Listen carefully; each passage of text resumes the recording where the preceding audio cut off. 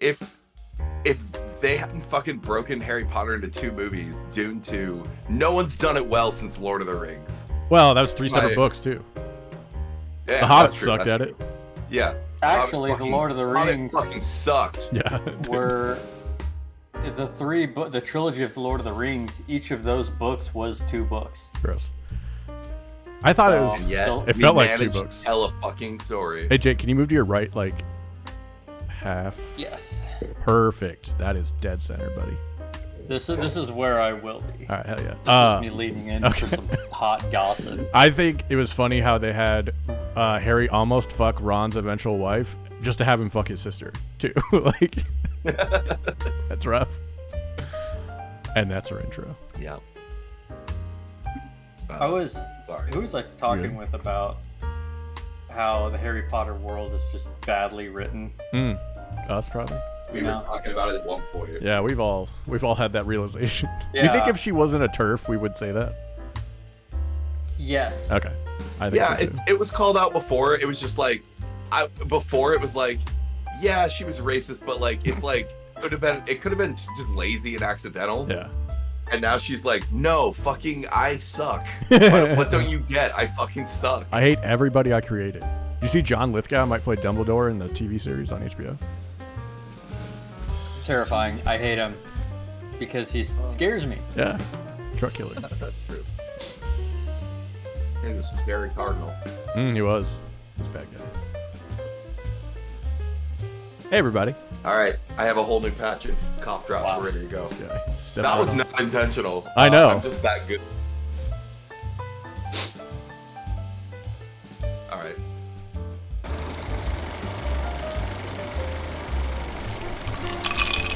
Hey, everybody. Welcome back to another episode of Rum and Cinema. Today, we have not 1, not 2, not 3, but 4 movies for you. Yep. We're doing 4 more Oscar-nominated Best Picture movies. Today, we're going to be looking at the 2 Timmy Chalamets, Complete Unknown and Dune Part 2. Dune Part 2 is now streaming on Max. Complete Unknown is in theaters. And we're going to look at the 2 The movies. The Conclave, or, The Brutalist. The definite articles. Yeah, The Brutalist, now in theaters. And The Substance, now streaming on Movie. You can find us at youtube.com/@rumandcinema. Subscribe to keep up to date with our newest episodes as we release them. And you can also follow us on your favorite podcast platform, Apple, Spotify, or whatever. We're there. Give us a follow. We appreciate it. Today, as always, joined by my guests, Nate and Jake. Jake, how you living? I'm doing great. I got a good old-fashioned snow day today. Oh, that's fun. There's snow out, so they canceled school. Heck yeah. Means I don't have to go teach. So Is it was a good old classic throwback. I woke up in the morning, saw it on my phone, went back to sleep. It was great. Is it better as a professor or as a student? I don't know. I feel like it's better now because I don't know. Nothing progresses without me.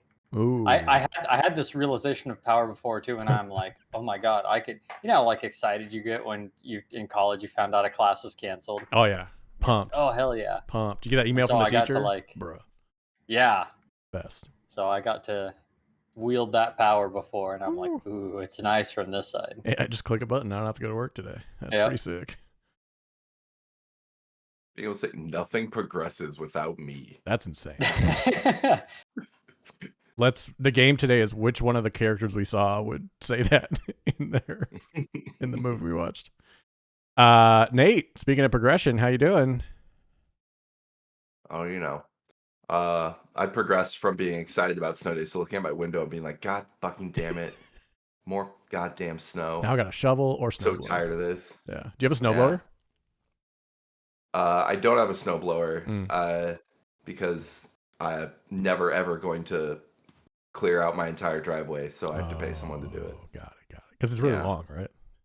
Yeah. Yeah, that makes sense. So the trucks just come. That's nice.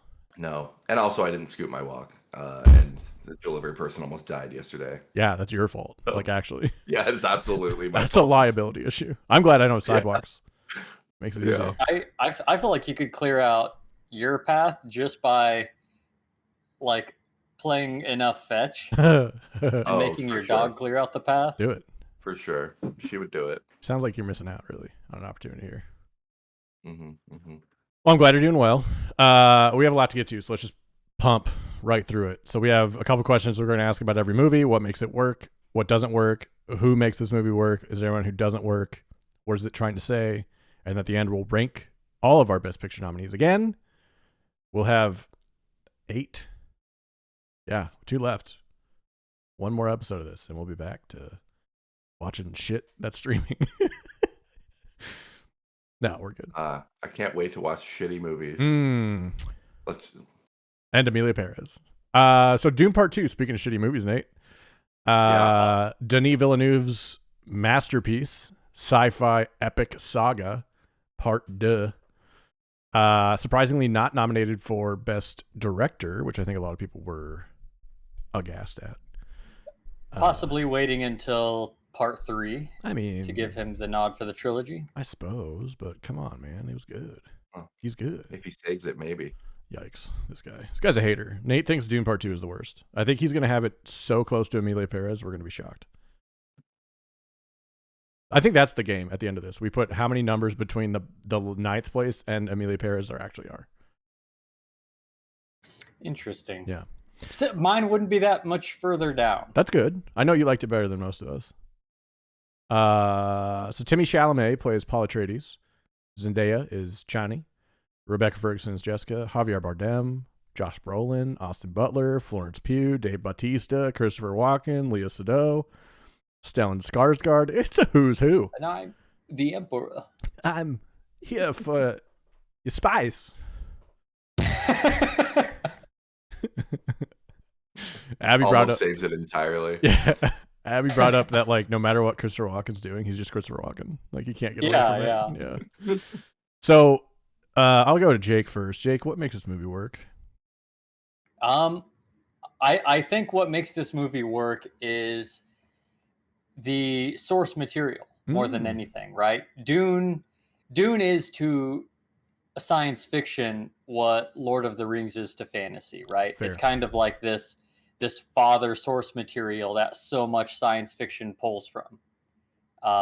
And you know, it's just has just such a crazy influence on everything. Mm-hmm. So the source material is obviously there, and we're at a point where technology and, you know, budget and just kind of filmmaking has progressed to a point where it can do a story like Dune in this sci-fi setting justice.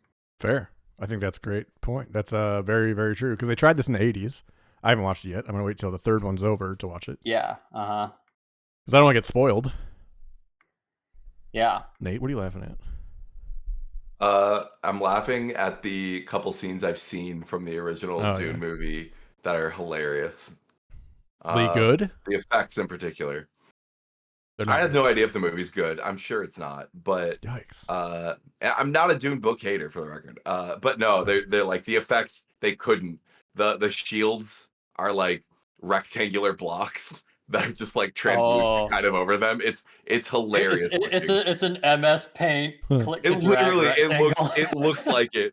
Well, like it doesn't even follow them as they move. It kind of like okay. First like off, it's so bad. David Lynch wrote and directed that, so let's he just died. Let's not shit on it right away. But it was the 1980s, and from what I've seen of like Tron, they did their best. Yeah, Tron looks better. Tron looks way better. Tron looks better. Yes, that's that, and I know what Tron looks like. That's scary. Yeah. Nate, what made this movie work for you? You know, long pause. That it is true that they were like, we're at the level of technology that they were able to like bring all of it to life with really good fidelity. Like, it strikes me that like it doesn't look effecty. It looks, whatever. The bad guys are shot in all black and white. Like it's got theatrical style, but nothing looks FXy. It looks really natural and real. I like that. You know, you really feel like you're in the world. It's a great point. I saw like a video review that kind of talked a lot about that in particular, and they said that the big reason for that is that it's so softened. Mm. Like, you have the giant worms, but it's partially done as a choice, but also partially because they're on a desert planet, so everything's just a little bit kind of hazy. Mm. And Mhm. they said that that's what lends itself so well to making those effects look real, is because everything's a little soft and fuzzy, so Yeah, it allows those things to be seamless. Mm-hmm. yeah. I like that. I'll say like, yeah, the cinematography too, just like Mm. compared to like, unfortunately, a lot of the sci-fi we have right now is like Marvel stuff that's like very colorful. That I guess it's not unfortunate. I do like some of that, like when they just go nuts. But like this, it just feels very naturalistic. It feels very like, yeah, I don't know. I just love. I really like the way they present the technology in the movie. Sure. I really like the shields at the end.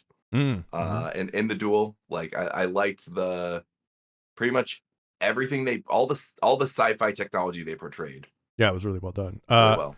Denis Villeneuve has a history of that. He did Blade Runner 2049, kicked ass. Arrival, crazy good. Sicario, great if you Yep. haven't seen it. Prisoners, amazing. Yeah, he just hits after hit.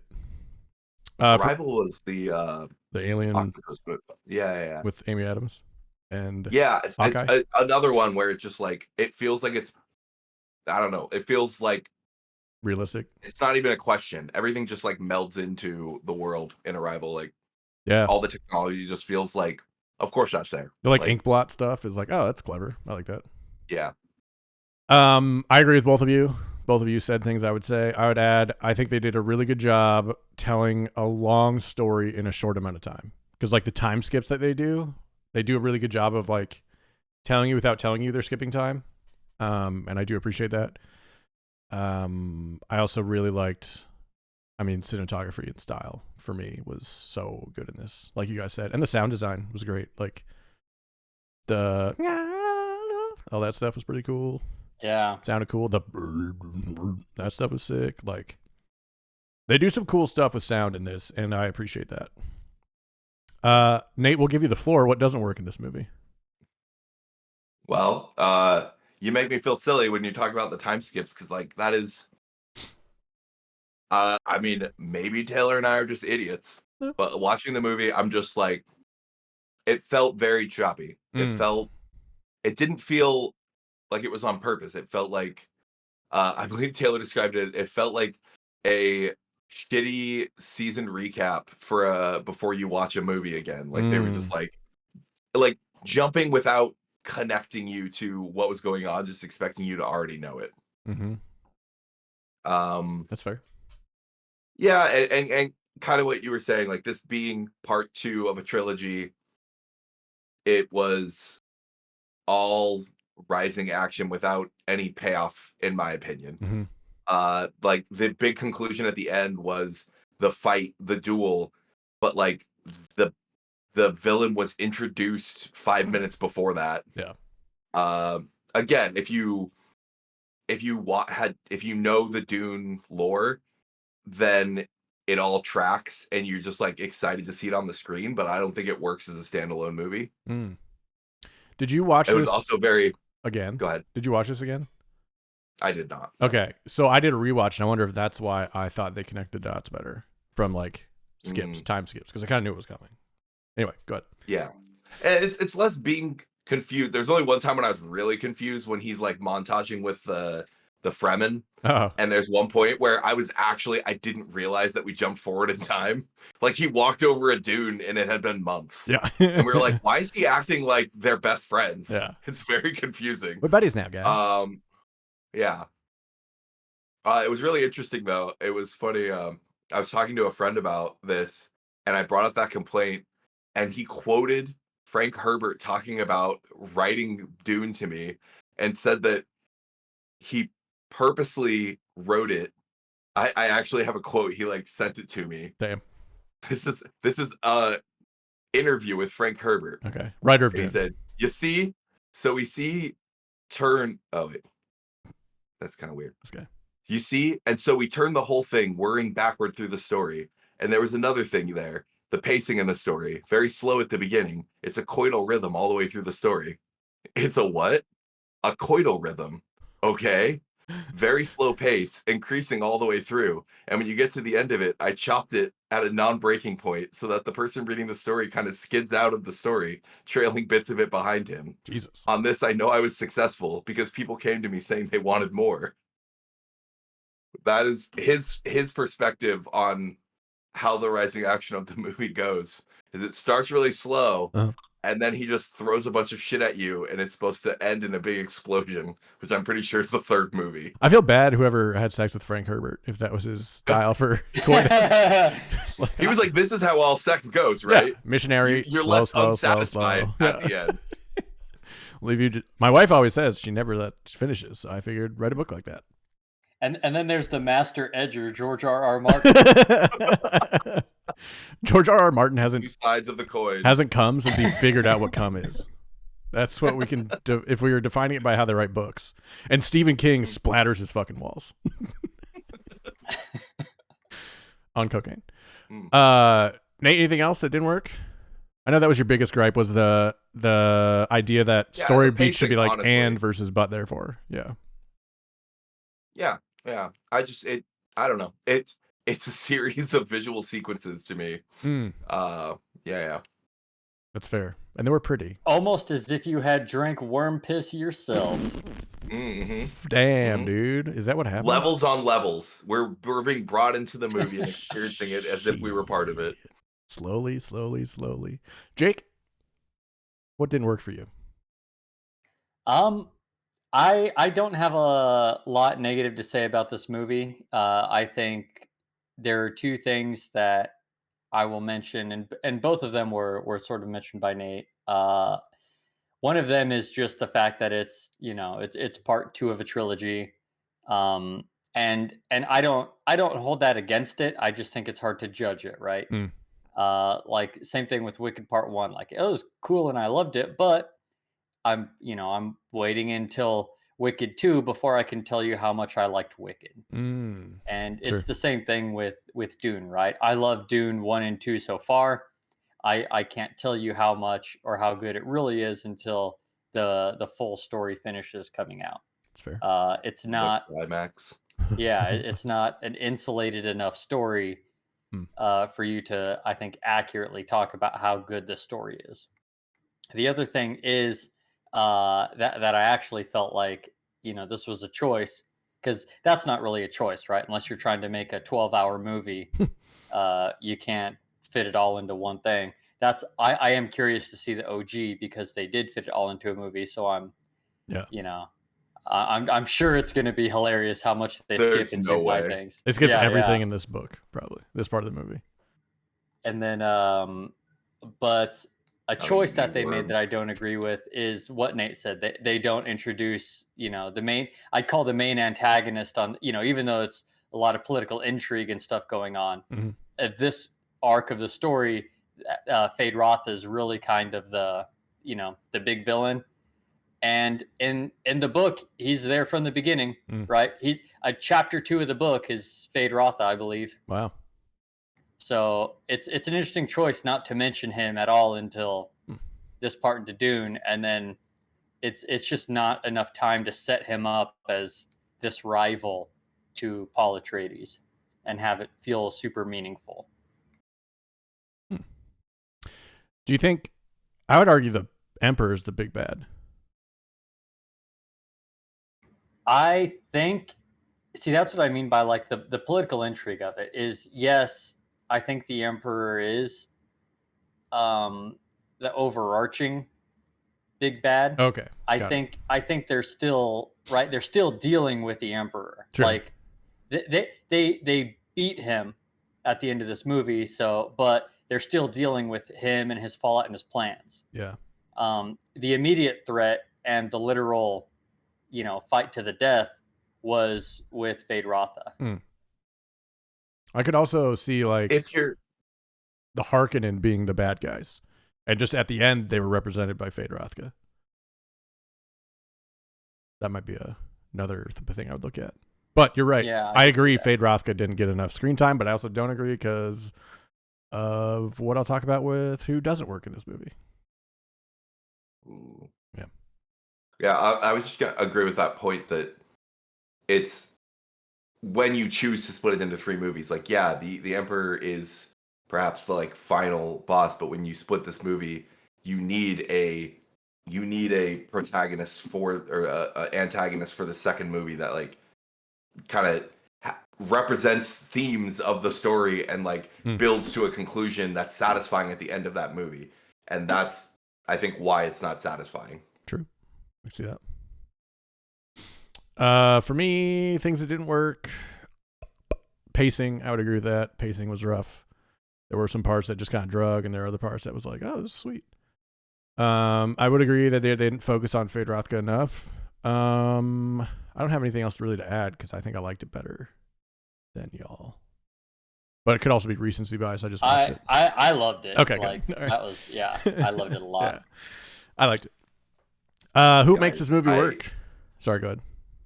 I took a bit of that moment to look up 1984 Dune, riding the sandworm, and I want you to see the video so bad because it's such a roller coaster. It starts and I'm like, that is pretty good, and then it immediately goes downhill in the funniest way I can imagine. Oh, does it look like the Beetlejuice worm?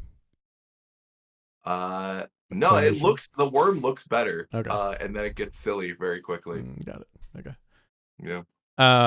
Who made this movie work? I wanna shout out Zendaya. She crushes it in this movie. She's so good. She's so reliable as a character. You know their motivation the whole time. It makes sense. They react to things as a human would. I mean, she did great. I think Zendaya was my favorite part of this movie. She made it work.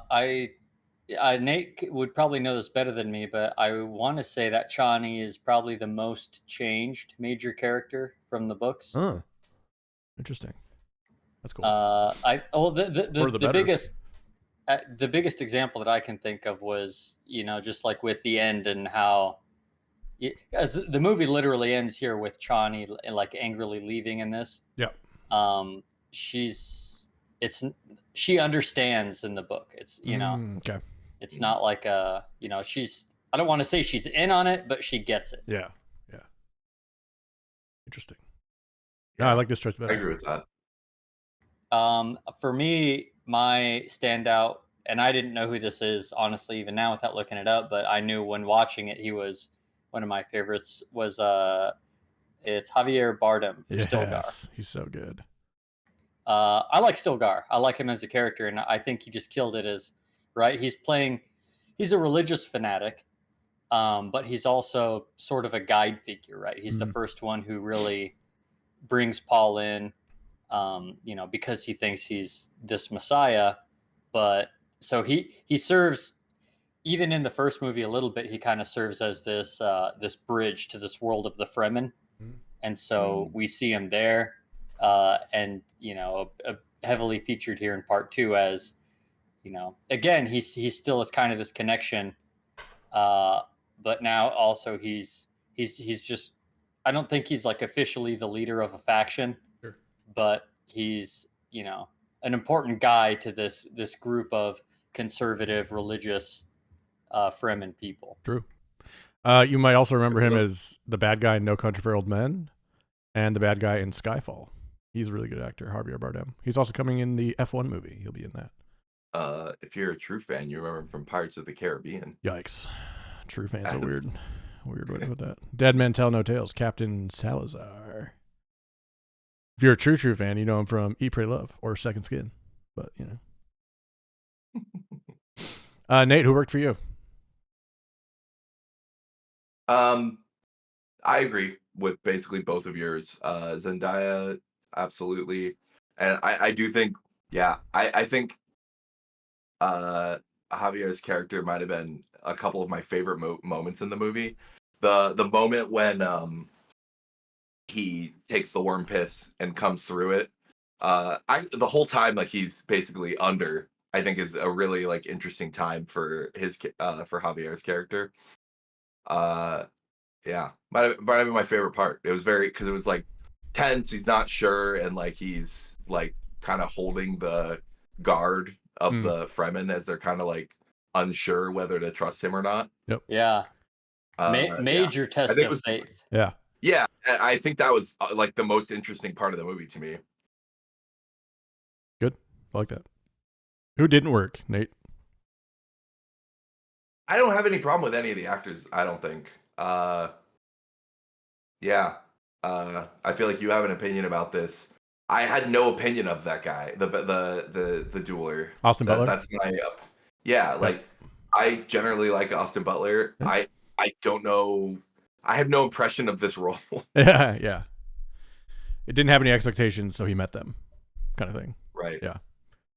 Yeah, I think Fade Rotha didn't stand out, but I don't think that was anything to do with Austin Butler. That's fair. I Yeah. think Fade Rotha didn't stand out because he was just kind of shoehorned in as like, Mhm. because before the Harkonnens were okay, we have the Baron, and then we have I don't know his name Dave that Bautista. Dave Bautista played. Batista. Robin. Beast Yeah, Raban. Raban. Yeah. Yeah. Angry nephew number 2. Yeah. Yeah.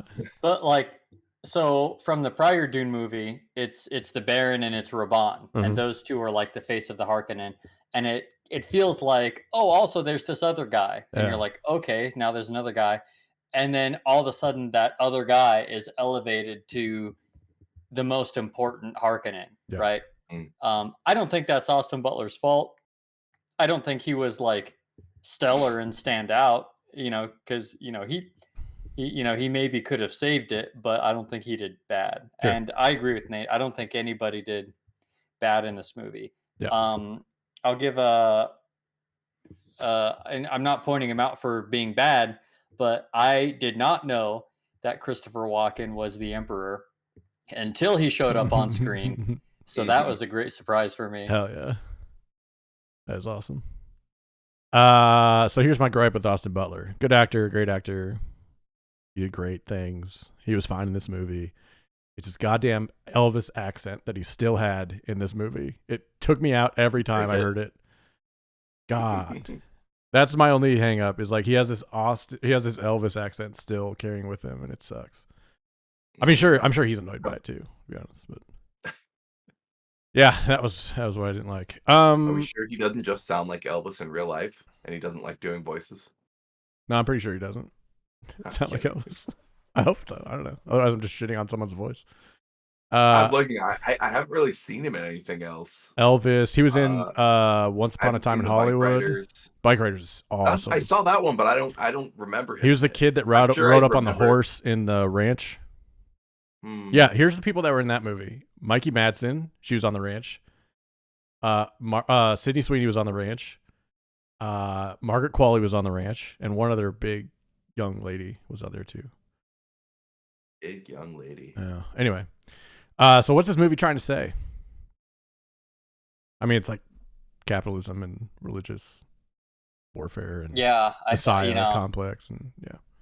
I think that's the big thing to come from it is talking about the Messiah, right?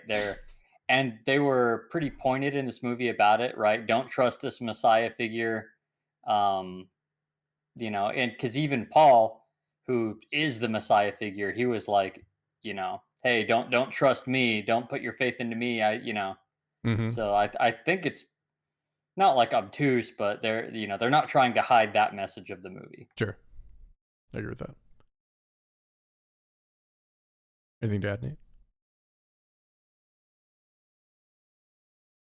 I'm trying to think like of my general thoughts about Dune. Like I think the thing that's the most interesting to me about Dune is the like time scale, which again might be part of it. Like this doesn't really get into it. Like I think the next movie, I'm not sure, but like it kind of has to like expand out a little bit, yeah, and really get into what this means.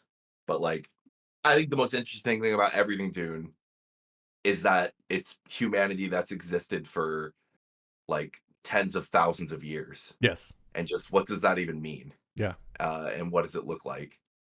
I I do think it's what they show, even in this movie, like how extreme and insane the cultures are is what I think is like the most interesting thing about the world of Dune.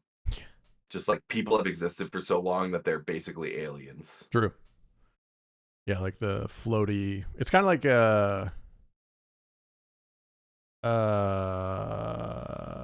Poor Things, where the guy like burps bubbles.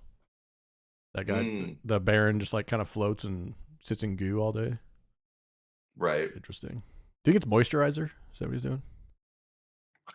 No, Oil? the Baron Wait, was poisoned Oh. and almost died. Yeah. And so it's stuff that's keeping him alive. That So makes like sense. there's like medical reasons for it, but they don't go into it. He's got medical goo license. That's sick, dude. I Yeah, goo for right. fun. I'm a recreational gooer. All right. That's Dune Part 2. We'll rank them at the end. Next up, Timmy Part 2, The Timoning. A movie that started the exact same way as Wonka did, A Complete Unknown. Timothy Chalamet with a guitar dropped off in the middle of a city with nowhere to go. But this time he's Bob Dylan instead of Willy Wonka. Dune would have started that way. They should have. They kind of did. He got dropped off in somewhere he's never been before, but he had places to go and a whole family. And bagpipes. Ugh. It's just the guitar that was missing for me. They put in bagpipes instead. Is that better? Mm-mm. Yeah. It was weird to me that the Atreides, like, big alien spaceships, and they have a fucking bagpipe. Bring them out. That's kind of crazy. So, A Complete Unknown, starring Timothy Chalamet as Bob Dylan, Edward Norton as Pete Seeger, Elle Fanning as Sylvia Russo, Monica Barbaro as Joan Baez. Monica Barbaro you may recognize from Top Gun Maverick. She played Phoenix. She was really good in that and really good in this. Elle Fanning, she's been an actress forever, like her whole life. She was in this. She was in Super 8. She's in Maleficent. She's all over the place. And James Mangold, director and writer, did Indiana Jones and the Dial of Destiny, Ford vs. Ferrari, Logan, The Wolverine, 3:10 to Yuma, Night and Day, Walk the Line. So he's well-versed in directing movies. But yeah, this movie's about Bob Dylan, 19-year-old, bright-eyed, bushy-tailed, coming to New York City with his guitar, makes some friends, makes some enemies, plays folk music, and then decides at the end not to play folk music anymore the way that they want him to. He says, stick it to the man, bruh. So, A Complete Unknown. Jake, what made this movie work for you? It helps that I am a big Bob Dylan fan. Oh, yeah. I know, pretty much all the big hits that they played in this. I knew that about that what actually kind of became the large, in my opinion, overarching story of this, which was his battle to go into electric and include other things and kind of evolve folk music, and people not being happy with that. Yeah. So I was aware of that. I was happy to see that they included the woman calling him Judas. Ooh. I knew of that story, and actually there's an Omaha soccer player that he no longer plays for Omaha. He switched over to play for another team in the league. And so every time they come and play at Omaha, I yell Judas at him. And it's because of that story. Hell yeah. That's but tight. He never responds back with, I don't believe you. What do you mean? But yeah. So I think right, it's a biopic. It's you can't really say what works or what doesn't work in terms of the story. Sure. But right, I think it happens to work out because I think it's an interesting story. I loved the music that was in it. If you don't like the music that they're playing all throughout it, it probably hurts the movie quite a bit for you. It's like going to Raising Cane's. If you don't like the sauce, probably gonna hate your time there. Yeah, that's spot on. That's what they're offering. Yeah, love that. So yeah, I think Bob Dylan, Dylan, not for for the me. story and the music. You didn't like about this movie? Yeah, Nate? right. No, I said who's just like Bob Dylan. Not for me. Yeah, I know. I don't like the music. Nah. So Nate, did you also like the music? What made the movie work for you? Yeah, it was mostly the music. It was also interesting to me. I don't know anything about Bob Dylan's life. So it was all new information, and yeah, like I don't know. I think I'm generally not super interested in biopics, Mm. but yeah, it was an interesting angle to not just be another artist who's just like I don't know. It's kind of funny. He is kind of like fighting the system, but in a very different way. Like it's a very personal conflict instead of just like, I don't know, fuck the man or fuck, record labels suck. Like obviously the record labels also suck, but like Yeah. it's more about him just like wanting to be himself. Yeah. Authentic Which is artist. yeah. Yeah, it's different and it's seems to be a true story, so that's good. And from what I read, like people aren't like, yeah, this is bullshit. Yeah. I mean, they have portrayed him. It seems either authentically or antagonistically, because like he doesn't come across as like some total chill dude. Like I he mean, was yeah. kind of a dick. He still is, I think. Yeah, yeah. I mean, maybe he's known for that. Like I said, Yeah. I know nothing except for his music and probably less than half the songs in this movie Right. I was familiar with. But yeah, it totally works. So for me, music biopics, the Elton John one is like pinnacle for me. That was the best one I've ever seen. I've never seen anything close to it. It rocked. So that's my like gauging point for this one. I thought Timothée Chalamet was amazing. I thought his singing was incredible. I thought his acting was, with what he was given, perfect. I think it was kind of one note, which it had to be. It was just like, hey man, I'm me. I'm gonna be a dick, and everyone around me is gonna slowly figure out I'm a dick. Like that was the whole movie to me. I did appreciate the time span they chose because I didn't know a lot about that time span, like Nate. That was interesting to see him go from like folk hero to like folk zero. And the song that they were doing is like, this is one of his best songs. Like that's crazy. So that was really cool to see. Yeah, that's it's funny to think about because it's folk music fans it may be unchill. it may be his most popular song. Yeah, like nowadays, and if not, it's certainly in the top 5. But yeah, he's getting booed for and it. it's still like folk music to me. I don't think it was like rootin' tootin' rock or anything. You know? Yeah, I think in that he accomplished his goal. Right? Not to say he's the only one who did it. Yeah. But clearly he had a large part to do with it. Right. Yep. This acceptance that folk music doesn't have to be one person with one guitar acoustic. Right. He forged the way for every Mumford and Son to come out. Yeah. Did he perhaps go to? Right. So what worked? I mean, the music was fantastic. That to me was great choices. And Timothy singing was incredible. What didn't work? I think this movie, like I said, is Raising Cane's. If you take the sauce away, not that good. The story characters to me, I mean, it's true to them. That's perfect. The story to me was just Bob Dylan slowly turning everyone realizing that around him that Bob Dylan's kind of a dick. That was the whole movie. It was like 4 different people finding it out in different ways and slowly. And that was interesting the first time and a little bit the second time. By the third time, I was like, all right, just go play a song. And I also thought that the acting, so like Timothée Chalamet, I came into this movie thinking he was going to be my pick for best actor. Nah, he's pretty one note, which is the task. Like he pulled it off well. He sang incredibly, and I give him all the props for that. But he couldn't show a lot of range because Bob Dylan doesn't have a lot of range to show in this portrayal. So he did what was given to him, and it was kind of flat for me. But I think the songs were great. It kept me interested, but it did feel like this movie took longer than The Brutalist, which is an hour longer than this movie. So I had a little trouble with that part. Jake, was there anything that didn't work for you? First, I'll agree with you on Timothée Chalamet's performance. I thought he was stellar in the role, but I agree. Like he didn't change anything, right? So I commend him for it. He was a phenomenal Bob Dylan. He got the voice, the nuances, everything was just spot on. So good. But it was a small enough range where he didn't have to show anything. Yep. And he didn't show a lot of emotion. He gets punched in the face, he doesn't really react. He goes through the Cuban Missile Crisis, he doesn't really react, right? Yeah. He doesn't really react to a whole lot of things. Which is probably exactly what Bob Dylan did. Like, I guarantee that's what they were going for. But yeah, you're right. It limits what you can see Timothée Chalamet do. Yeah. Chalamet's just studying him and being like, God damn it, Bob. Do something else.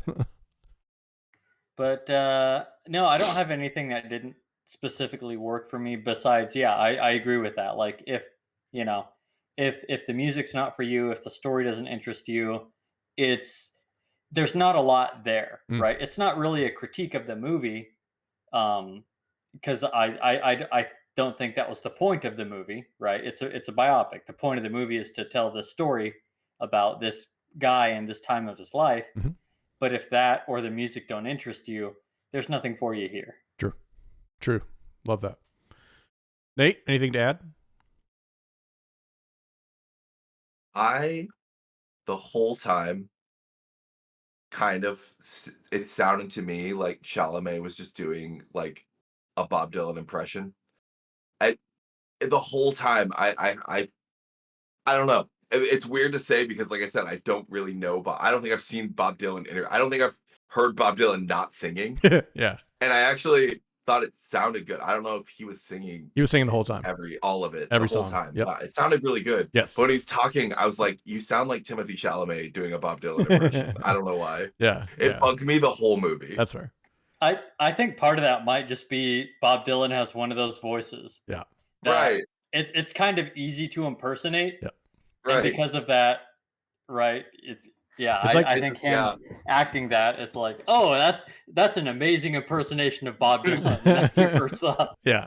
Right. You did really good sounding just like that guy, which is kind of the task, but you're right. It did seem like it's hard to separate it. Yeah, I could hear Timothée Chalamet, I guess is my point. Yeah. Yeah. I don't know. That's fair.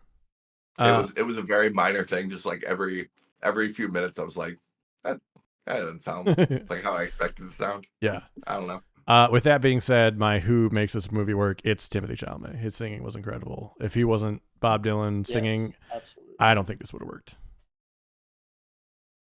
Yeah, I think that's right. Like I said, I wasn't sure like that he was singing the whole time. Yeah, it's that good. Yeah.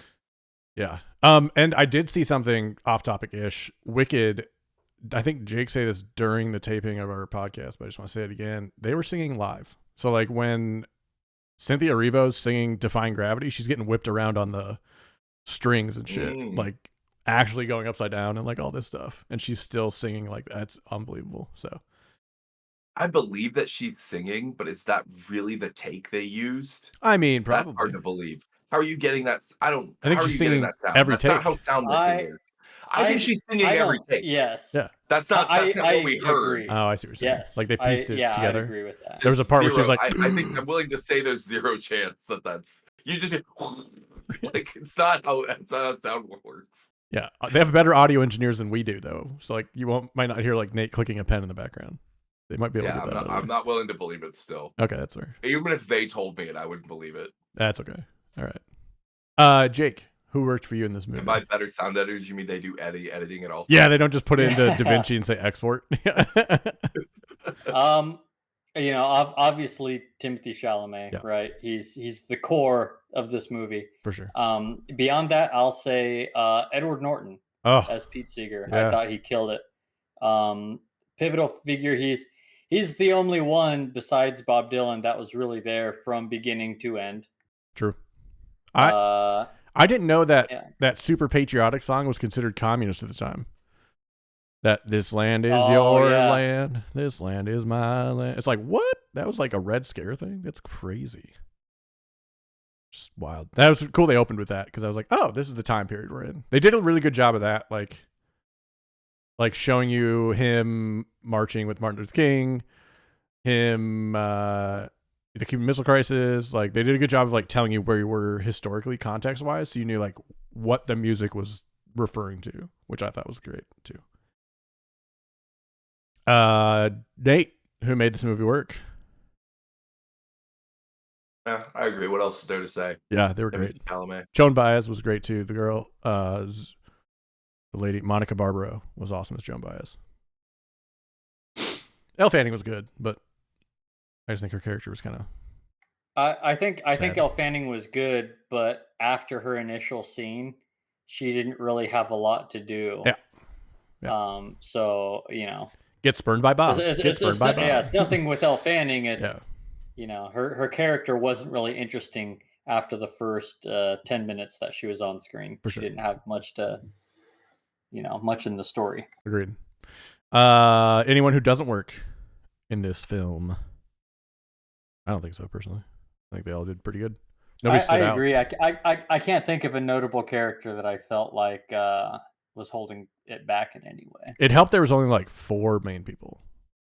They didn't try to go too Yeah, deep. yeah. I did like the guy who played Johnny Cash was really good too. I liked him. He was funny.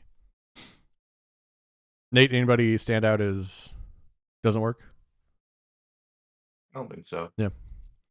What's this movie trying to say? Bob Dylan's a guy. You know, he did some things. It's a hard one to answer for biopic, but Yeah, I think it doesn't have an inherent message on its own. Mm. I think what they were trying to focus on with the biopic was that change in folk music, which Bob Dylan kind of went through. He wanted to keep expressing himself differently as an artist. It is true that Johnny Cash encouraged him Mm. to find his own sound, and but his other mentors like Pete Seeger, they wanted to keep it more traditional, and so he was kind of conflicted between those two. Um, not conflicted in that he wanted to listen to Mm-hmm. Bob Dylan always wanted to do it his own way, but just conflicted in that it's now causing difficulty between him and some of his mentors, I would say. Sure. Makes sense. Nate, anything to add? No. Nice. Just do a biopic movie marathon someday. The Elton John Got 'em one. all. I'm telling you, so good. I haven't seen that one. It's Taron Egerton sings in it also, and I don't know how he didn't win Best Actor for that one. That pissed me off. All right, that's the Timmy section of this podcast. Timmy boy. Now it's time Timmy. for the section. We did a whole episode on this already, so we'll kind of go quick for this next one, and only one of us saw the one after that all the way through, so we might be quick on that too. But let's talk about The Substance. Great. Now streaming on Mubi. The Substance. Nate, what made this movie work? What did make it work? I did not have nice things to say about this movie. I thought you liked it. I don't think so. Really? The Demi Moore, Margaret Qualley one? I thought you liked it. No, I remember the movie. Oh. We can refer back to it. No, you're fine. I'm not going to do that. I'm not going to splice anything. We were in a solid streak of. I think you were in a solid streak of not liking movies. Yeah. Okay. No, right. We were in my solid streak. Sorry. Okay. Okay. Yeah, it had not been broken yet. Sure. I don't know. It was very stylish. It was an interesting concept that I think just like didn't deliver. Interesting. Okay. Yeah. I think they were really interested in, and I, watching the trailer, was really interested in this concept of like how society treats beauty, and then it was just like a really shallow take. Okay. That I lost interest in when I actually watched the movie. Do you remember what made you feel it was shallow? I think that most of the scenes with her were just caricatures of how society treats women that are the obvious, uninteresting, like horrible, but like obvious and uninteresting ones. Mm-hmm. And no cases of like just the actual, I don't know, day-to-day problems. Okay. I think we also talked a little bit about how, right, it's trying to make this statement about, women's body images and how they're like exploited for their sex appeal and things. And they did that in this movie so much Hmm. that you're no longer making the point, you're just That's right. doing Oh, it. yeah, it That's right. definitely grossed me out, at some point too. Yeah. But yeah, like, yeah, both those points, I think, like, one, all the scenes we saw are, like, the creepy neighbor guy, like, simping for her, the asshole producer guy, like, the concept of, like, it's not interesting or controversial to say that, like, Hollywood producers are predators. Uh, Sure. Yeah. like, it's yeah. Um, and, like, the male actor guy, there's just nothing in the movie that's actually, I don't know, a guy who seems chill at first and then is, changes towards her. It's Mm. just every guy, every, like, the easiest stereotypes amped to a million instead of something interesting. And then yeah, exactly, like, and then like, whether you're being faced with it or not, it's also exploitative in the movie itself, I think. Uh yeah. Sure.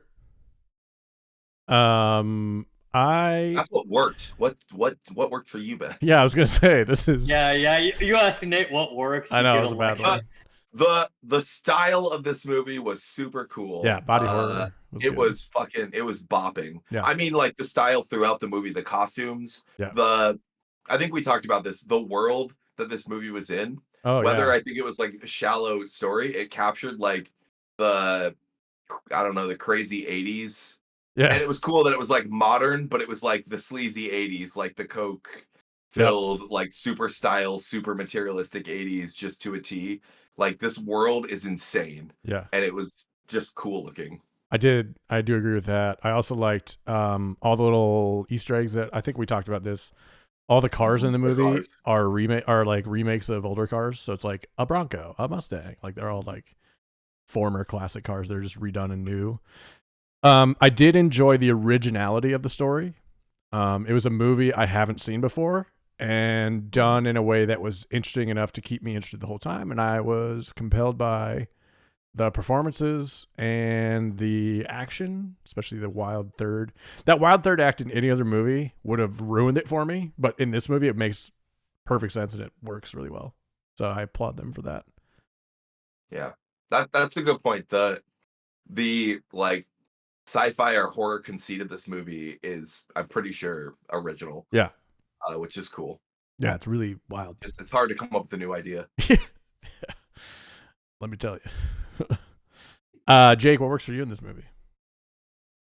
Yeah, I agree. I think there was definitely originality in this movie. A lot of the like I consider those extreme caricatures as part of the style of this movie, right? Mm. They weren't. I don't think they were trying to be like, oh, look how clever we are.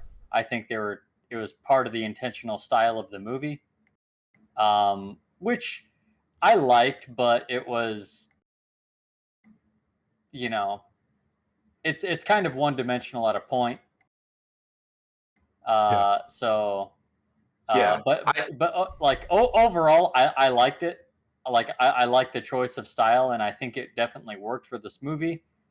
But right, I don't want to go on about the issues with it on the question of what made it work. So I Sure. will say I did like that choice Why not, as the Jake? style of the movie. Yeah, do it again. Segue. It's not derailing or confusing at all. No, segue right into it. Uh, What didn't work in this movie, yeah. Jake? You're up. You got it.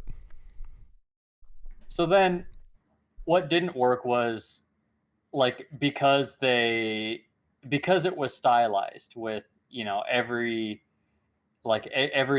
producer being really every character kind of besides the main two Mm-hmm. being a caricature of somebody.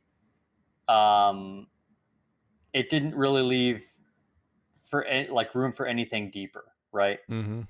uh so I felt like all the messaging and everything in this movie was pretty obvious, right? Sure. And it like in terms of messaging, like for the story, you knew that they were going to start breaking the rules.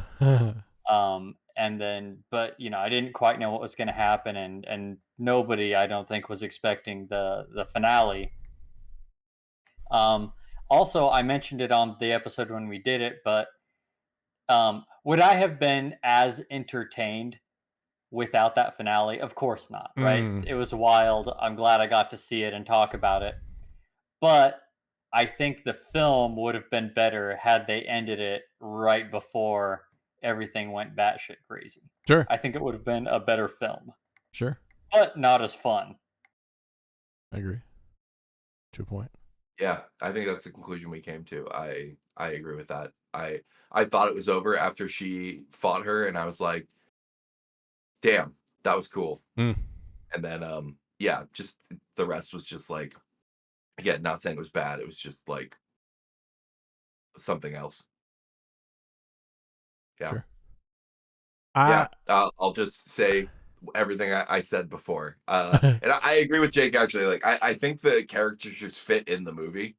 Uh, so if you're just watching the movie, I guess, and they were properly like gross out for this, like I uh, other than the end, and possibly more because it was more real. The scene of the producer guy eating and oh my just like god. close up was possibly the worst part of the movie. Like not worst, but most hard to watch part of the movie for The most me. visceral. Like, Yeah. yeah, it worked in just saying like this is like how gross society can be. Hmm. Like the nervous energy of the simpy guy was also like horrible to look at. Like it was all unpleasant to look at. So it can kind of work in that way, like of just like, yeah, I guess if you're not trying to be over I don't know what's the word, pretentious film criticky, and just like be like, okay, this is what it is. That it is. It just it can be that and also be kind of I'm 14 and this is deep at the same time to Yeah. me. I do like the dichotomy of like this industry that is so focused on looks and appearance. The back end of it is so ugly and gross. And again, Yeah, it's like smashed in your face 15 times, but I yeah, think that is an interesting thing to look at. And I honestly think like the style of this movie lends itself to being over the top, which I think is the point. And I think that was the point I made the last podcast was like, I didn't mind it because it was the point kind of thing. yeah. What didn't work for me, some of the rules didn't make sense, like didn't seem to follow them, but that's nitpicky. I enjoyed most of it for the most part. Who made this movie work? Margaret Qualley, Demi Moore. Margaret Qualley got snubbed Yeah. hard, I think, for Best Supporting Actress, and Demi Moore deserves and probably will win Best Actress for this. The scene with her before she goes out on that date that she doesn't go on in the mirror, unbelievable. That I, alone I, is huge.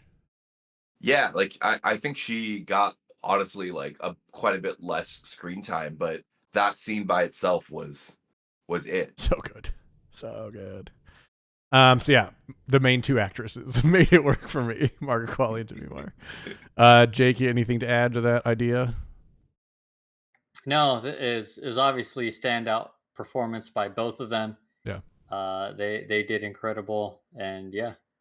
Nice. I think Margaret Qualley just has such like a screen presence, like facial expression presence. It's Yes. kind of crazy. She's like Like not Amelia just in this Clark's movie, but in other eyebrows movies. as a face. Yeah, like her like smirk Yes. is like, damn. Mm-hmm. Pretty cool. Is there anyone who doesn't work in this movie? Again, short cast. So for me, it all kind of worked just fine. They had their place. Did any of you guys have one or not really? No, and yeah, I think it's because besides the main two women, there wasn't really supporting cast, right? Right. Because everyone else was kind of a caricature. Yep. So Yep. not really fair to judge. I just had to look it up because you said she got snubbed. I did not know she didn't get a nomination. That's Mm-hmm. insane to me. Yep. It's crazy. But that lady from Conclave who had 2 lines got trained. Yeah. Isabella Rossellini, I think was her name. What is this movie trying to say? I mean, we did a whole podcast on it. Go listen. And we talked about it here. Hollywood sucks. People are gross. Women get treated like shit. for 2 hours. Yeah, and you know, she fell into it too, right? Yeah. Yes. She Great point. wasn't the innocent victim here. Like, yeah, she had been molded by the system, but you Mm-hmm. know, She thought she played into it as it was the well. length she thought that she had to go to continue her career. Yeah. And that is like you said, it's a symptom of the system. But yeah. Anything to add? And for listeners, I'm not going to Nate a lot because he has a horrible cough, so he's going to talk less this episode. And he already said everything he had to say about this movie. For fans of me particularly, don't be offended. We'll just do some edits in, and I'll go, "This movie sucked." And we can put that over Nate. Yeah. That's You great. could probably just cut them from previous. Honestly, it'd be the easiest editing ever. Just go to any point where Nate's loud. Boop. All right, grab that one.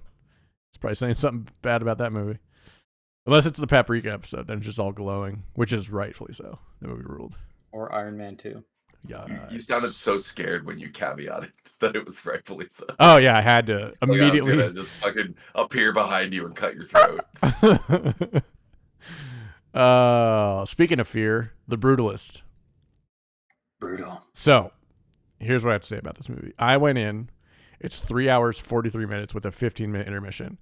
I thought, fuck me, this is going to be rough. It's about a Holocaust survivor moving to America and finding out shit sucks. And I was like, fuck, this is just going to be sad and depressing and long, and I'm going to hate it. I fucking love this movie. I would go see it again in theater. That's how much I enjoyed this movie. I thought, damn. So it's Brady Corbet is the director and writer. It's his first like big movie. He has like Vox Lux and 3030 Vision 3. Adrian Brody, who you may notice from The Pianist, Grand Budapest Hotel, Midnight in Paris, he plays the lead. Personally, my choice for Best Actor. Again, I went into this movie thinking I was going to hate it, and Adrian Brody was not going to be my favorite for Best Actor. And the exact opposite happened. And I went into a complete unknown thinking it was going to be my favorite. And I thought Timothée Chalamet was going to be Best Actor. It was the opposite. So expectations were far surpassed in this movie, which is awesome. Adrian Brody plays Laszlo Toth. He is a Budapest. What's Budapest, the country? How do you say that? What's the country of Budapest? I actually don't know. Geography is never a strong suit of mine. Where is it? Romanian? No. Something. Budapest. Hungarian. Well, now Hungary. I don't know what it was then in World War II, but yeah. He comes from there. Jewish Holocaust survivor. Comes to America to rebuild his life. He's a like renowned architect that does Bauhaus style, which is like the brutalist idea, which is straight lines, 90-degree angles, concrete, survives everything, like function over fluff, basically. And the architecture was cool. I don't know if I was just like in a good day for seeing a bunch of buildings and like stuff like that, and that was really cool. There was a couple scenes that were like really hard to watch because they're like hardcore suffering by this guy. He basically comes to America and gets shit on constantly by everybody. Like he realizes that like it's obviously better than like Nazi occupied territory and like a concentration camp, but he's still not welcomed the way he thought he would be. Felicity Jones plays his wife. She should win Best Supporting Actress. She was unbelievable in this role. She was the lead in Rogue One: A Star Wars Story, and she was also in The Theory of Everything. Okay. Yep. She is unbelievable in this role. Guy Pearce of Memento and Iron Man 3 fame plays the rich man paying Adrian Brody to build some stuff for him. And Joe Alwyn, his fucking Nepo son, he was in The Favorite and Kinds of Kindness as well. Yeah, unbelievable movie. I'll go quick. What made this work? Everything, honestly. The writing was incredible. The pacing felt great. The acting was unbelievable. The story was well done. The cinematography was good. The sound was good. Yeah, I can't find a lot of flaws in it, to be honest. I really liked it. Nate, you saw about 2/3 of it, you said? Maybe 3/4? I saw the whole movie. Oh, okay. I just didn't see it in the best circumstances. Yeah. It was yeah, I pretty much agree with what you said. I actually uh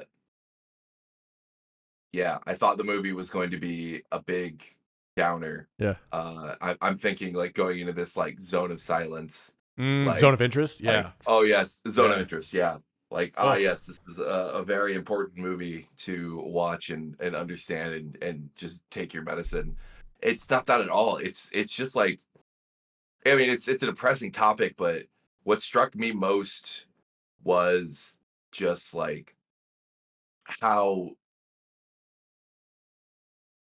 real like it just felt like someone's life like you were just mhm. watching someone's life the whole time like I think it what is really yeah I don't know what's really interesting to me on a movie like this. I don't even know what you call this style, what this genre is. Like obviously it's a drama, but like of just like it's just showing what happened to this person. Yeah. Like it's showing parts of their life and what they go through and like just completely like it feels like a documentary about a fictional character. Yes. Like you're just seeing what's happening to them. There's no, it's not like story driven. It's completely just character driven. Obviously, a lot of things happen, but you're just seeing things that happen in someone's life and like really get engrossed in it. Like you forget you're watching a movie almost. Yes. Which like help with the pacing. Like yeah, it's like 3.5 hours long. I was gonna ask if your movie did an intermission. It did. Yeah. I think most did, but Yeah. that was interesting. Yeah. Um, but yeah, like when the intermission came, again, I was watching it at home, but I was like, oh, weird. Mhm. Like you just like snap out of it. Like Yeah. the movie went by so well because you're just like so interested in watching what's happening. Yeah. The intermission is exactly 100 minutes into the movie, and there's 100 minutes left when the intermission's over. Nice. It's so cool. It's so well done. Respect. Yeah, honestly.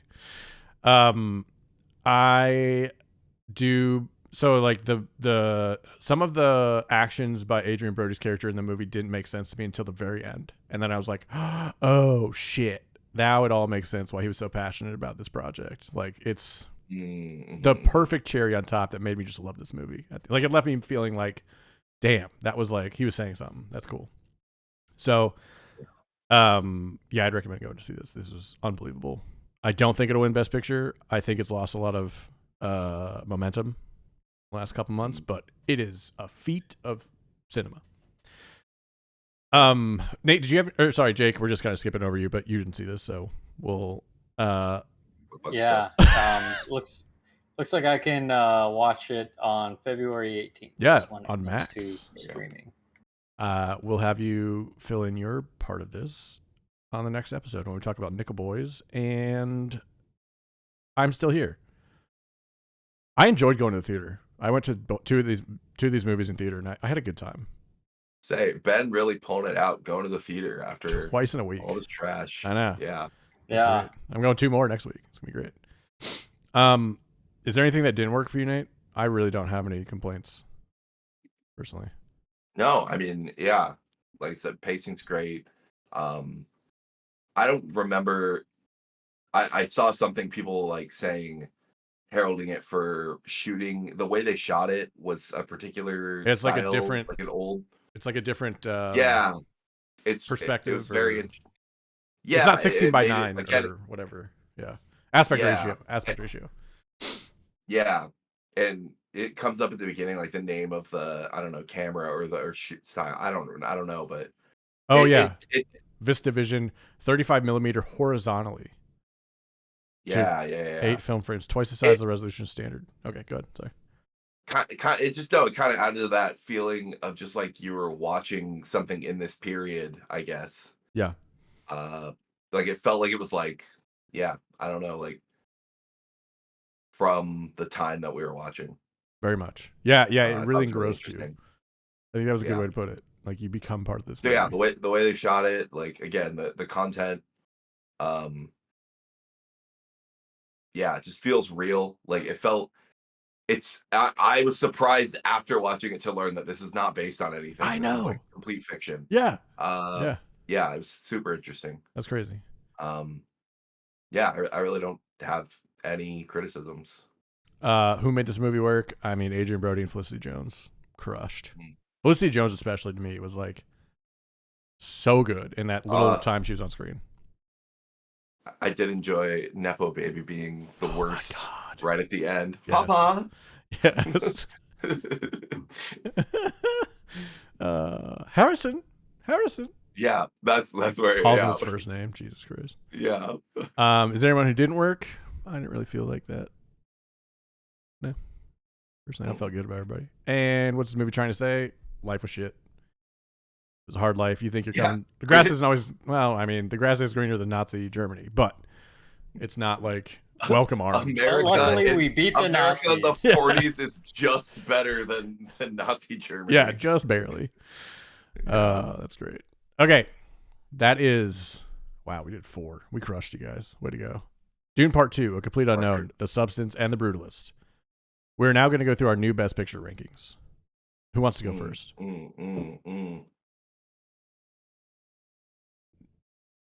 Nate, do you want to give yours first? All right, Nate, give yours first. Oh no, I haven't. I said I'm moving them around right now. Okay. As we speak. All right, I'll do mine then. Let me pull out. I'm keeping a running list of every movie I watched this year and rating them and ranking them. Okay, my new number 1 is Anora.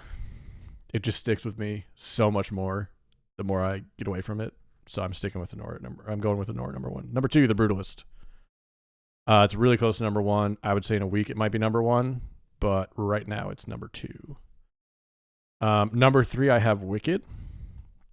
I think it's just a feat of filmmaking, and the 2 best songs in that musical are in that first half, so it's probably gonna be better than the second one. And I thought for being a part 1, it did a good job telling a story, which I liked. Conclave, number 4. Really enjoyed that. The acting was incredible. The writing was incredible. Showed a story I've never seen before and I was interested in, so I liked it. Next up, Dune Part 2, number 5 for me. Thought it was good. I enjoyed the world they built and the people they put in it. Did I miss one? Oh, The Substance. Whoops. Move Dune Part 2 down 1. The Substance is above it. Yeah. We have Dune Part 2 at the same position. Dang, that's sick, dude. Don't worry, I'll bring the average up. Yeah. Number 2. And number 7, Complete Unknown. Again, I think if you take the music out, it's just not good. Not as good. So my list right now, number 1, Anora. Number 2, The Brutalist. Number 3, Wicked. Number 4, Conclave. Number 5, The Substance. Number 6, Dune Part 2. Number 7, A Complete Unknown. And number 10, Amelia Perez. Not moving from that spot, I have a feeling. Nate, looks like yours is ready. Go ahead and give us yours. Yep. So yeah, I'm still trying to guess where I put them, but I had to put move Anora down and put The Brutalist at the top for me right now. It was real close for me. I think it's gonna stay there. I don't know anything about these the next 2 movies. Like I still don't know what either one is about. Perfect. Or I think we even talked about it and I still don't remember. Yeah. So I'm excited to just see 2 complete new movies. But yeah. Brutalist number 1, Anora number 2, number 3 is Left Empty, Wicked. So yeah, hopefully one of those surprises me. Mm-hmm. A Complete Unknown just below Wicked. This is where I'm cutting off of like I enjoyed my experience. Oh wow, okay, all right. That's where it cuts off. That's right fair. Now. That's fair. I have a feeling. If these movies are any good, I have a feeling the whole thing's just gonna bump down from there. Sure. The next 2 are gonna be 3 and 4. But yeah, Complete Unknown, 6 Dune 2, 7 The Substance, 8 Conclave. Again, fine movie. I just found it super boring. Yeah. Left 9 open because you never know. Sure. And then, but I know nothing's going below Amelia Perez. yeah. I feel pretty safe on that too. Jake, would you like to unveil your 8 of your top 10? My or 7. Sorry, 7. Yeah, I'm not putting in The Brutalist yet. Just put it 1. I'm gonna put Dune 2 at number 1. Damn. And then Figured. Anora stays. A 2. Well, Anora gets bumped down to 2. Okay. It's still Wicked after that, Okay. and it's still Conclave after that. Okay. Then I would put A Complete Unknown, Nice. and I can't spell what am I unknown. missing? Uh, Amelia Perez at 7. And The Substance. The Substance at 6. And whatever's Yes. left at 6. There we go. All right. We just saw that one. That's the one we saw the longest ago. Yeah. Actually, no, the Dune Part 2 wasn't it? Yeah, that was like last year, basically, felt like. But it was April, I think. Yeah. So that is our new rankings for top Best Picture nominees. What we're going to do next episode is we're going to talk about Nickel Boys and the other one, I'm Still Here. I'm Still Here. And then the game is going to be us putting our eyes on the line. Literally. We're going to pick every single category that is like reasonable for the Academy Awards. The person who gets the least correct has to watch their I'm never going to watch this again movie. For me, that's Hereditary. For Jake, that's Napoleon Dynamite. And for Nate, we don't know yet, but he'll pick one. Or we'll pick one for him. So many choices. I know. Really watch any movie, Nate. Sorry. God damn it. So, the game this week, we're going to play with the movies we just talked about. All 8. We're going to play What's in the Letterboxd? Get it? Like 7? What's in the box? I'm going to give you one of the most active reviews from one of the movies on our list of top 10 movies. And you're going to tell me what movie it is. Okay? We're going to do this 3, 2, 1 style. You guys both give it at the same time. 1 point if you get the right movie. No points if you don't. Sound good? Say all those rules again. I'm going to give you a review. You're going to give me a movie after I say 3, 2, 1, and you both say it at the same time. If you get it right, you get 1 point. If you don't, you get 0. Got it. Number 1. I Have Seen the Light of Islam. That's all we got. That's all you get. Okay. All right. I can't think of a movie. I Have Seen the Light of Islam. Ready? I mean, you have 8 choices. Yeah. Nate. It's just the ones that it's just the Best Picture nominees we've looked at so far. It's the ones from this list. Man, I should listen. Yeah. All right, I'm good. All right, ready? 3, 2, 1. Dune 2. Dune Part 2 is correct. Yeah. What? Be more racist, Nate. The Fremens are obviously Arabs. Yeah, it is. Yeah. They literally like. There was we did not talk about it, but like, there's some people who are pissed about like Israel being depicted in a good light in The Brutalist. Oh, yeah. Someone was being a freak and making weird. some weird connections. Yeah, I mean, it was just the establishment of Israel, which we can all debate later. But yeah, no, like or not. Yeah, or leave that to anyone else. But we're moving slightly away from our wheelhouse. Mujahideen is like an Islamic term. It's Arabic, and so is like makes sense. all the other words we use. Yeah. So that was Dune Part 2. Okay.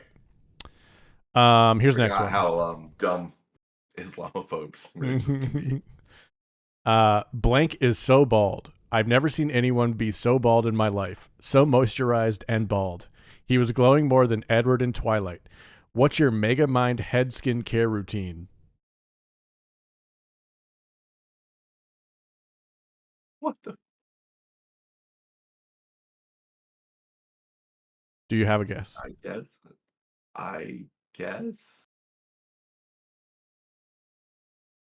I don't have a guess, but we can. You got 8 choices. It's easy. Yeah. All Let's just try it. 3, 2, 1. Conclave. Dune Part 2. Yet again. Talking about Austin Butler.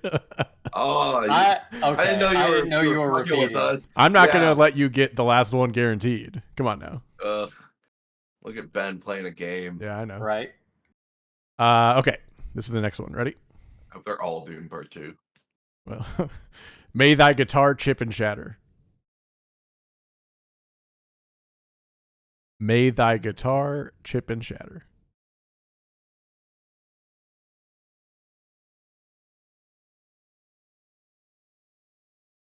Are you ready? Okay.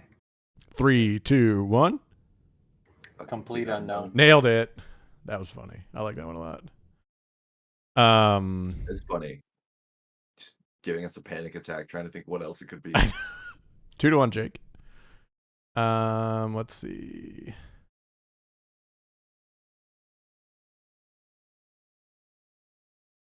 Okay. I'm trying to think which one of these is the funniest. I didn't prep for this, obviously. Undeniably funny that this 160-minute movie about how this person got their item opens with a voiceover saying, "Let me tell you the whole story." Mm-hmm. Mm-hmm.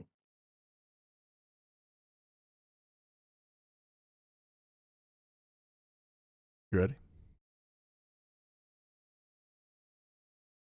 I'm not just ready. I'm certain. Damn. I think it's funny that Jake didn't figure it out. All right, let's do it. 3, 2, 1. The Wicked. substance. Wicked. Damn. Yeah, it was a. They were talking about how it's a half movie, and they say at the Oh. beginning. Yeah, the other one I wanted to read but didn't was Filipino karaoke bars are not ready. I thought that was really funny, but I didn't really get it, so I didn't want to. Yeah. Okay. I was too focused on a voiceover, and I'm like, I don't think any of these started with a voiceover. Yeah. All right, this one. I'm sorry, Madam Webb. Perhaps I treated you too harshly.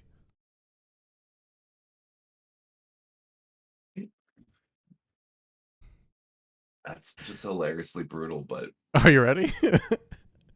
like I could. Yeah, I'm gonna take my shot. All right, Jake, you ready? Sure. 3, 2, 1. Amelia Perez. Nailed it. The other best one from them was, of course, all the gringos clapped at the end. And then there was one that said support trans rights and trans wrongs. That was pretty funny. Too obvious, but that's I great. know, that was a good one. If aliens ever came to Earth, this is the first movie I'd show them to make them leave. Impressive. A musical with 0 good songs. If Selena Gomez gets nominated for an Oscar for this performance, I'm keying the Academy's cars. Okay. Let's get the next one. New game is just read all of these. Yeah. Okay. Trans wrongs. I had to use the restroom and walk back in during the first handjob scene. It was really awkward. Then, like 15 minutes later, I didn't need to go to the bathroom anymore, so I played Angry Birds on my phone. Had to use the bathroom again during another part of the movie, and I walked back into the theater during surprise the second handjob scene. Oh my god! This is the same person who wrote The Light of Islam about Dune Part 2. They're hilarious. It's Connor Eats Pants. He's a streamer. It's really good. Yeah.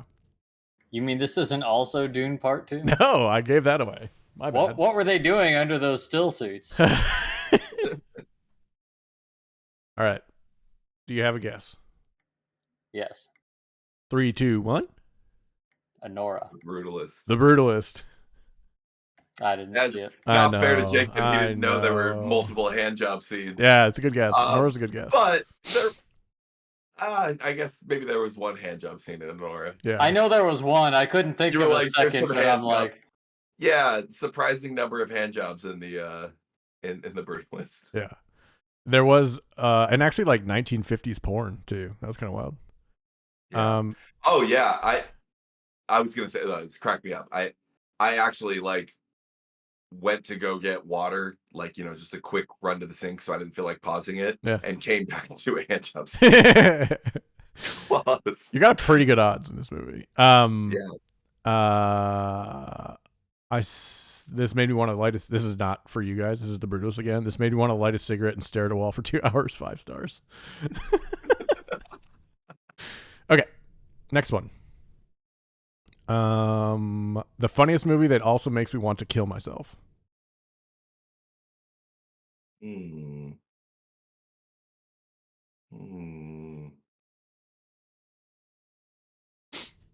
Okay. The funniest movie that also makes me want to kill myself. Ready? Yep. 3, 2, 1.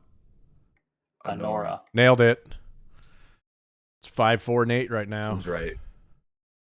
Yeah, that was a good one. What you get for not watching The Brutalist? Sean Baker does Yeah. another one from this. Sean Baker does for sex workers what Martin Scorsese did for gangsters. I like that. Okay. A Cinderella story for girls on SSRIs. That's amazing.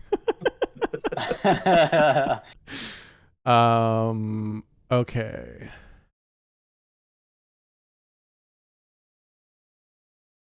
Accidentally became important at work and it's ruining my life.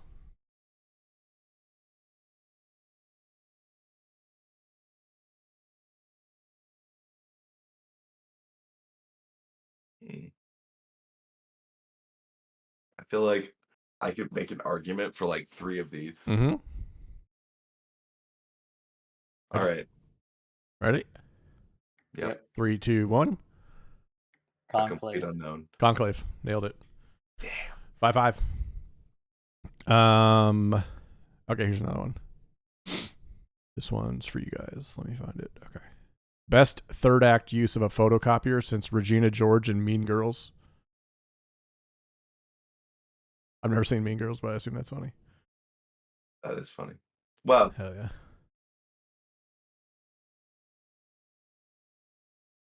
Best third act use of a photocopier since Regina George and Mean Girls.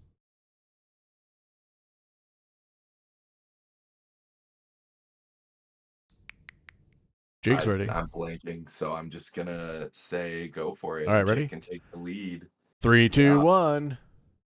The substance. Conclave again. Oh, thank God, Jake.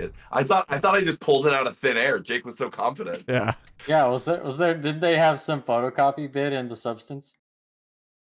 When it's the creature? Maybe. I don't remember. I don't remember at all. This one isn't for you guys, but another Connor East Pants one for A Complete Unknown. Realized 2 hours in, this guy isn't even a beetle. So funny. Okay. Next one for you guys.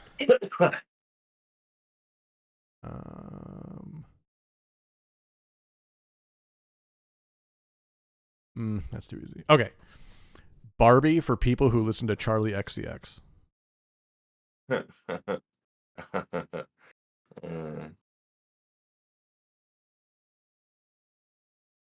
good. Jake? Yeah. 3, 2, 1. Anora. The Substance. Good guess, though. That's a good guess. All right. Okay. Still tied. We'll do 2 more and then a tiebreaker if we need one. That's why you shouldn't trust twinks. That's why you shouldn't trust twinks. Nate looks ready. Jake is ready. Yeah, I gotta guess. 3, 2, 1. Anora. Dune Part 2. Oh, damn, Jake. That was a good guess. No, it's Anora. Oh, what a twist. I didn't even think of Dune 2, which is great. Yeah. I thought it could have been Wicked 2, but I thought it was Anora. Yeah. That was a good guess. And last one. Jake, you can tie, or Nate, you can really put it home, you know? What was the cigarette budget?